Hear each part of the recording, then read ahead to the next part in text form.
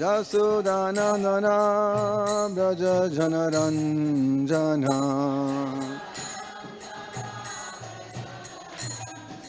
Sudhanandana Braja Janaranjana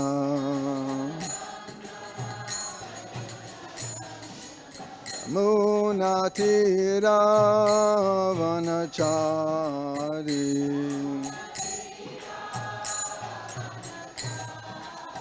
Jamunatira Vanachari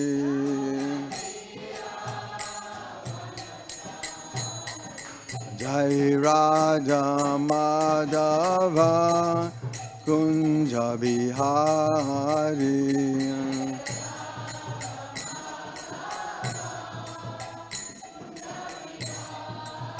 Jai Radha Madhava Kunja Bihari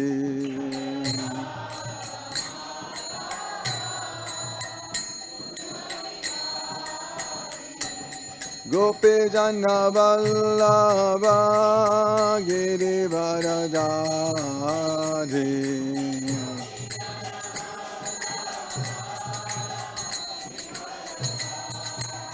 Jasudhanandana Braja Janaranjana Jamunatira Vanachari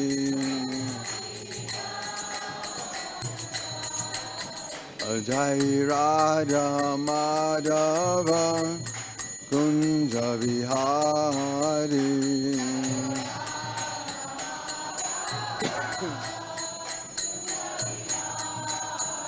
Jai Radha Madhava Kunja Vihari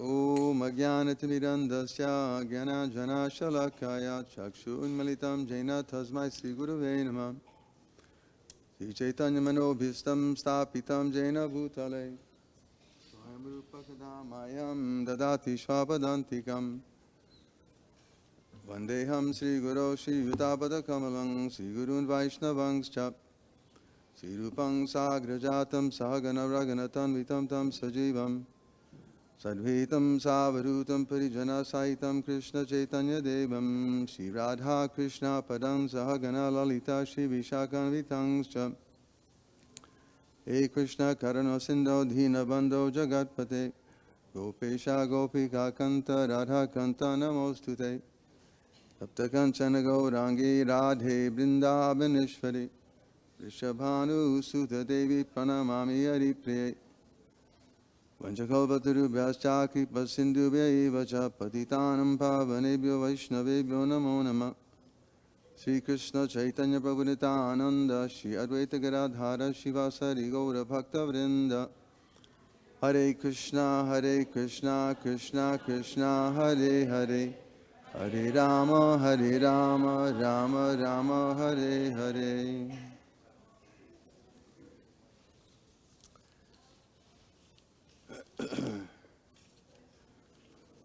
Hare Krishna. So there is not very much information given in the Bhagavatam about Srimati Radharani. In fact, there's only one verse in the 10th canto that Shukadeva Goswami makes an indirect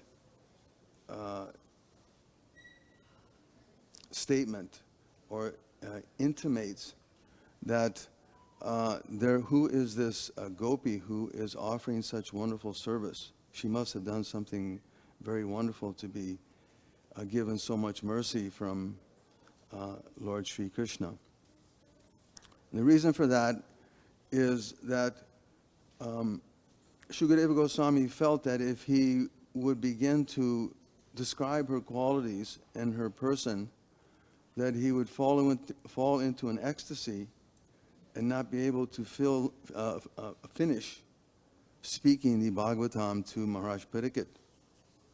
That being the case, what would we do if we didn't have the Srimad Bhagavatam? It would be quite a struggle. So, seeing or understanding that possibility, Shukadeva Goswami does not speak very much of her. But we're so fortunate to have the writings of the Goswamis and the followers of Chaitanya Mahaprabhu, who were so kind to give us so many wonderful literatures that describe the wonderful, wonderful transcendental qualities of Srimati Radharani. I have a book here. This is a very nice book put together by Purushottam Swami. And I'm just going to read some excerpts from it. And hopefully it'll help us to understand how important Srimati Radharani is in our Vaishnav line. The Vedas actually explain that the materialists are not able to understand how is it that the one Supreme Personality of Godhead can divide himself into two personalities and yet be one. It's a very difficult concept to understand for the materialistic mind, how the one has become two for the purpose of enjoying transcendental pastimes. But that is the case in the experience of Sri Krishna and Srimati Radharani, that for the purpose of loving pastimes, they've divided themselves. By nature, they're one. They're actually one. But for the purpose of pastime, they become two.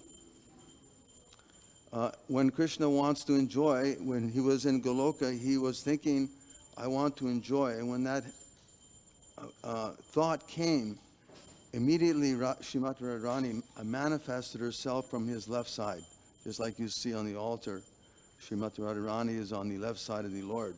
So she manifested her transcendental form. And for the express purpose of giving pleasure to the personality of Godhead. First of all, we can understand that Krishna has unlimited potencies. God has unlimited potencies. Parasya Shakti Vividhaya Shuyate Swabhavika Jnana Bala Kriya Cha. And these potencies are giving him a complete knowledge. They're facilitating him with complete knowledge, power, and pastimes. Otherwise, how can he be God, right? God has to know everything. He has to be the supreme powerful. And he exhibits all of that in transcendental pastimes. So, because Krishna has those unlimited potencies, when he expands himself, Om Purnam Adak Purnam Idam, again the Vedic literatures tell us that the Supreme Lord is perfect and complete. And although so many emanations emanate from him, which are complete in themselves, he remains the complete balance. Again, it's a concept that is really difficult for the materialistic mind. How is it that the absolute truth, God, can expand himself, and that expansion is equal to him? The understanding is that if you have one candle, and that candle lights another candle, you have two candles, but they're both single candle power. They're equal in candle power. So the understanding is, and again, this is something for the materialists can't understand how the absolute truth can do such a thing. But because he's the absolute truth, he can do such things, which are inconceivable for the mundane wranglers. So the Lord has unlimited potencies. And those potencies are divided into three categories, which are the marginal, which are the living beings, and then we have the external, which is the material energy, manifests itself as the material world, and he has this internal energy, his Daiva Shakti, his potency that manifests his spiritual associates, his spiritual form. So, again, he has these three categories. There are three divisions. And within those three divisions, the divine energy, as Krishna says in Bhagavad Gita, Daiviyeshu Gunamayi, his energy is divine. It's not like you find energy in the material world where it disappears in a short bit and it loses its potency. But Krishna's divine energy is always divine. And that divine energy is again divided into three divisions, namely the Sandhini, which is the Lord's existential potency, which manifests his spiritual form of Sat. We've heard this Sat Chit Ananda before. So this Sandhini, this energy of the Lord, manifests his eternal existence. And his Samvit is the cognizance or the knowledge category of that Hladini Shakti. The third being Hladini. That Hladini is the pleasure potency of the Lord. And its only purpose is to give the Lord pleasure. And the personification of that Hladini Shakti is Srimati Radharani. So her only business is to offer Krishna pleasure. She doesn't have any other interest. She doesn't have any other interest. Her only interest is to give Krishna pleasure and facilitate his desires. And that pleasure is manifested in various ways. Because sometimes it's not that Srimati Radharani is there personally, but she's also facilitating others to give Krishna that pleasure that he's seeking. Because just like in the material world, we're all pleasure seeking, right? We're all looking for some kind of satisfaction. So we're looking for it through one item or another, one experience or another. But that is far distant from what the internal potency of the Lord is providing him. And that is Srimati Radharani. She's so focused on that one point.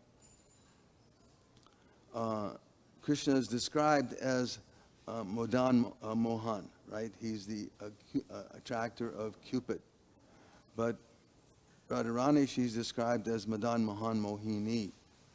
She's so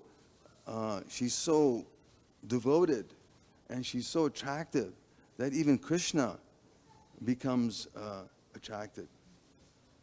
Even he becomes bewildered by her beauty. So, who is this personality of Srimati Radharani? And this is described, again, in the Vedic literatures. It's the internal potency of the Lord. But how did she, and we discussed how she appeared. She appeared through his left side in Goloka, But how did she come to this world, to this material realm, which we're so fortunate to have the experience of? This is also described in the Shastras, and that is that Krishna likes to enjoy with other gopis, with other associates. And on one occasion, he was associating with Viraja. Viraja is a very dear devotee of the Lord. And when Srimati Radharani heard this, she got a little upset. What is this? Who is this person that's attracting Krishna's attention? So she gathered her gopi friends and associates, and they went to go see where is this Krishna and Viraja. And there's a very nice description in this book about how Srimati Radharani packed up all of her associates, which were some 650 million gopi friends, and they all got onto her chariot. Can you imagine? She has a chariot which is some 800 miles wide. 800 miles. And it had over 1,000 wheels. Just like sometimes we have our Jagannath Rath Yatra Festival, you've seen.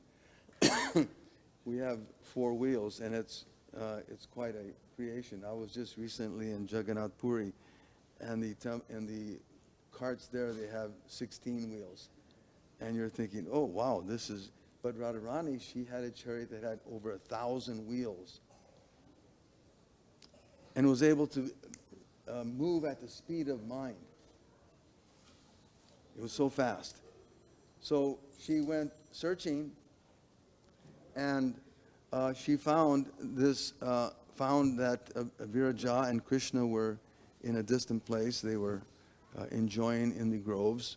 She was offering him some very nice prayers. And as soon as they found out that Srimati Radharani was coming, they disappeared. Krishna disappeared, and Viraja became a river. So when Radharani got there, there was nothing there. But she understood what was going on. And as the pastime goes on, it eventually Sridham, who is her brother, interceded and tried to keep Radharani from finding out what was happening. And Radharani became angry at this and cursed him, that because of this, you should take birth as a demon. So he became, I think it was Shankachuda, I believe, and in Krishna's pastimes. And Sridham, he became angry also, and he said, well, I'm cursing you, and you should go into the material world, and you should live amongst the villagers. So she also had to take a birth in Gokula. And her appearance is quite extraordinary. There's different descriptions of it, but on one occasion it's described that King Vrishabhanu was meditating on the bank of the Jamuna, meditating upon Krishna, when all of a sudden a beautiful lotus flower floated down the Jamuna and touched him. And he awoke, and he saw this beautiful child. He was childless, so he took her in as his own and raised her as Radha. So these pastimes they're not ordinary. They're not ordinary actions or stories, but they're incredible descriptions of how the Lord can come into this world and perform beautiful, beautiful pastime to attract the conditioned souls. It's one of the qualities of Krishna, that he enacts beautiful pastimes with his devotees. One of his 64 qualities is that he's especially able to attract the conditioned souls by his pastimes, his loving pastimes with his devotees. So these pastimes of meeting with Srimati Radharani or other devotees, as we read throughout the Bhagavatam, there are so many wonderful descriptions. So they're not just mundane stories that are meant to make some print. No. So the character of Srimati Radharani is described in this this 14th chapter that I'm reading here now, and that is that after Radharani appeared,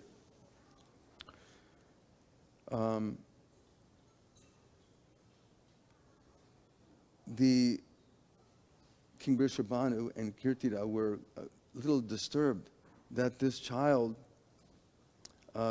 can't see. It must be deaf and dumb and doesn't speak. So they were quite upset. And it just so happens that, who was it, Kirtida, I believe? She came and she saw this baby child, this newborn, and as soon as she saw, she could immediately understand that this is not an ordinary child. This is the Supreme Lord's consort descended from Goloka. And that you should take care of her very nicely, because she will be very significant and important in all of your lives, especially in attracting the personality of Godhead. So this was understood in their mind. And shortly after that,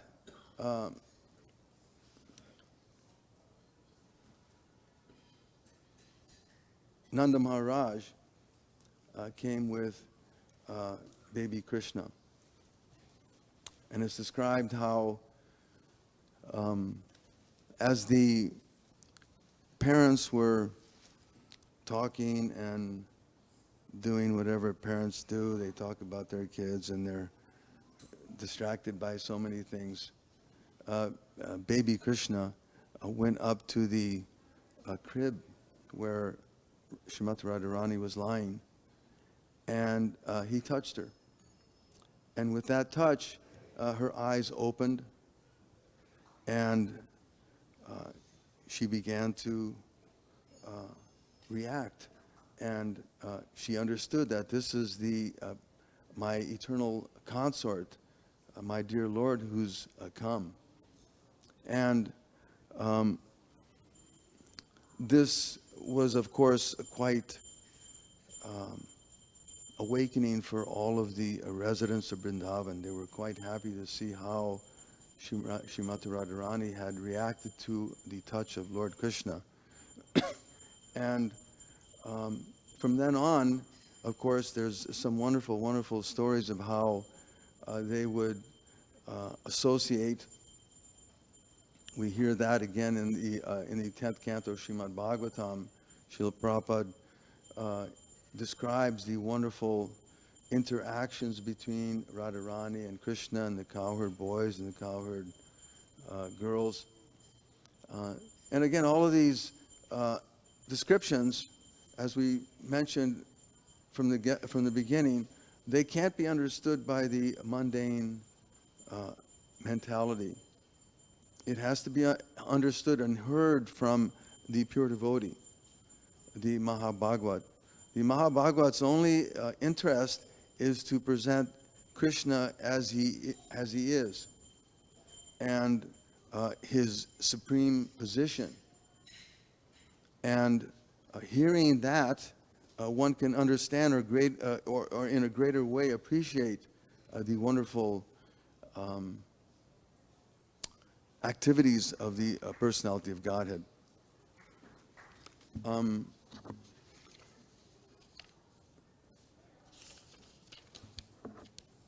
There's also a description here of a boon from Durvas Muni. Durvas Muni was a very powerful sage and very, sometimes very angry. And there's some wonderful descriptions in the Bhagavatam how he would be very reactive. If he came to an ashram and he wasn't served properly, he would get very angry. In one occasion, he plucked the hair from his head and he threw it down, and he produced a great demon who, there's a whole other description of that in the Bhagavatam, how that demon became a very powerful personality, and there was a great battle between him and the demigods. So Durvasa was passing through, and he came upon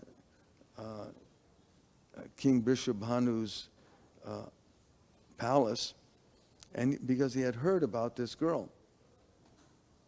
So when he arrived, he said that he wanted some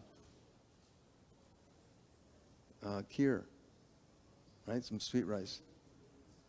So everyone else, as soon as they saw Durvas come, they just ran away. They didn't want to deal with him because he could be very angry. And when he gets angry, you have to watch out. So they all ran away. But Radharani, she immediately began to cook some very nice preparation, sweet rice. And when she offered it to him and Durvas tasted it, he fell into an ecstatic mood. And he could understand, and he gave her a boon after tasting that whatever you cook will be like nectar. Whatever you prepare will be like nectar. Sometimes, sometimes people don't understand why is it that we're cooking so much in Krishna consciousness movement, right? The idea is that we're distributing prasadam, but that prasadam, we have to understand, is being spearheaded by Radharani. It's not that some person is just, they happen to be there, come on in and cook this and let's distribute it. No, but it's actually by because Radharani, the kitchen belongs to her, first of all. It belongs to her. And whatever is produced of that kitchen is being offered to Krishna. So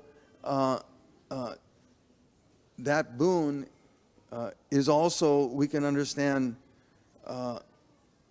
applicable to our own lives. That whatever we do, whatever we offer, as Krishna says, patram pushpam palam toyam, whatever you do, whatever you offer, do it as an offering to me with love and devotion. So whatever we're preparing for the Supreme Lord, it's actually by the mercy of Srimati Radharani that it's being offered to the Lord, and he happily takes it and becomes prasadam. And prasadam means, of course, the mercy of the Lord. It becomes, it's to our benefit. Krishna is so merciful that he's given us this nice Mahabhagavat Prasad, right? Mahaprasade Govinde Nama Brahmani Vaishnave. The prasadam of the Lord is very special, but we have to understand that it's being offered and cooked by the mercy of Srimati Radharani. So that boon was given to Srimati Radharani. At her Anaprashna ceremony, there's a very nice description of how everyone knows what that is, the grain ceremony, that the child is given grain, and sometimes The test is there. Should there be some coin or a book or some prashad, right? Or coin or book. And so at her ceremony, as the parents were again talking with each other, they were busy with this thing and that thing. They didn't pay attention. But Srimati Radharani, she took Krishna, he took a piece of prashad, a grain, and put it into her mouth. And that was her grain ceremony. So one other very wonderful and interesting fact about Srimati Radharani is that she's responsible for creating Mayapur Dham. She created Mayapur because she wanted to attract Krishna specifically away from the competition. So she created this beautiful place where Lord Krishna could come and enjoy transcendental pastimes. And it was so nicely done, and the offering was so nice and so impressed the Lord so much that he said that because of you having created this place, I will be there forever. I will never leave this place. And the purpose of that is that we understand in our Gaudiya Vaishnava tradition that we're in the mood of Chaitanya Mahaprabhu. And in the mood of Chaitanya Mahaprabhu, we're experiencing, or we're serving with in the mood of Vipralambha, or separation. That's our mood. Just as Radharani was serving her Lord in the mood of separation, and she created this beautiful Dham, Mayapur. So also in our Gaudiya Vaishnava tradition, we're following in that mood of service to the Lord in separation. And Srila Prabhupada writes some wonderful, interesting little things here. I have just about a couple minutes, and I'll read them very quickly. But he says that don't try to see Krishna artificially. Be advanced in separation feeling, and then it will be perfect. That is the teaching of Lord Chaitanya, because with our material eyes, we cannot see Krishna. So Srila Prabhupada explains in this whole purport, this whole paragraph, about how we should not be eagerly trying to see Krishna, where is Krishna? But instead we should be trying to serve in separation, just as Chaitanya Mahaprabhu, who's Radha Krishna Nahi Anya, right? He's the combination of Radharani and Krishna. So in that mood, we're also serving in separation. And meaning that our purpose, our goal is to be constantly engaged in the Lord's service. Not with the expectation of seeing Krishna standing before us, or some other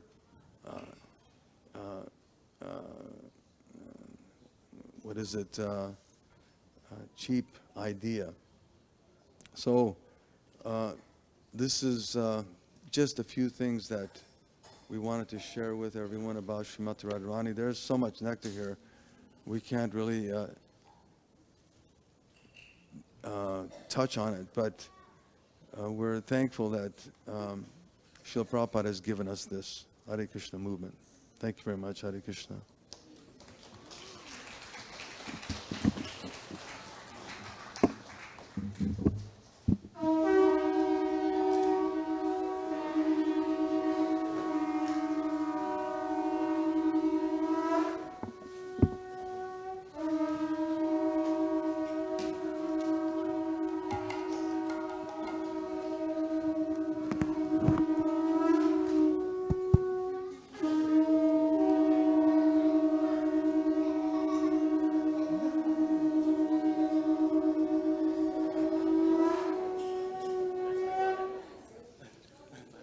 Srimati Radharani ki, Srila Prabhupada ki, Nama Om Vishnu Padaya, Krishna prestaya bhutale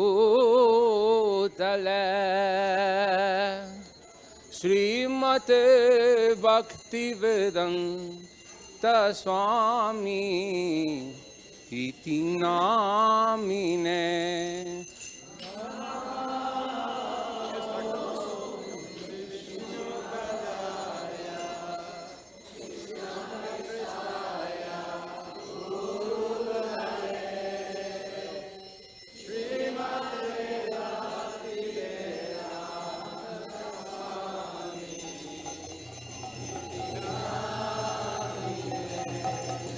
Namaste Saraswati Devi Gauravani Pracharine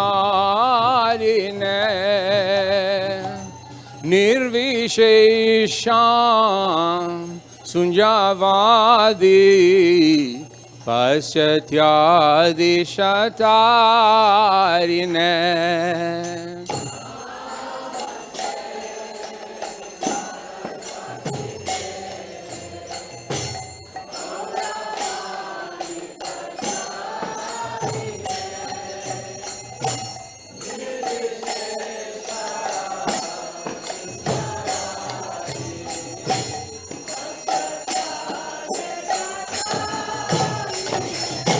Jai Shri Krishna Chaitanya